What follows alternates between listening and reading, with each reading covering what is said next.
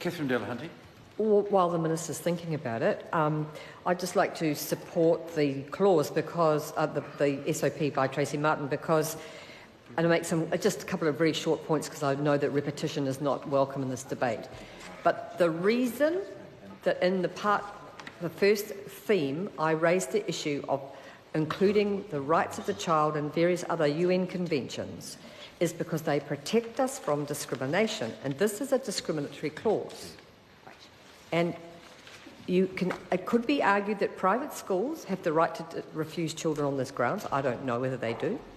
But state integrated schools who receive state money in increasing amounts, and that's part of what we're dealing with integrated schools at the moment, should not have this power.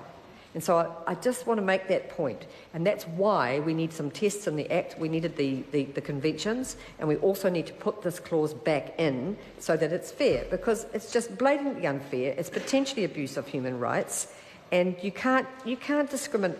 Sorry, you would never, Mr. Chair.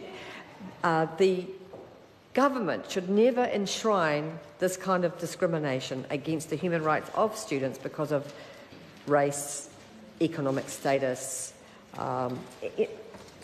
These things are just unacceptable, and it doesn't do the integrated schools any favours that they came and asked for this to take place and that it's in the Act. It doesn't do them any favours. It actually makes us all look bad, and it shouldn't be allowed.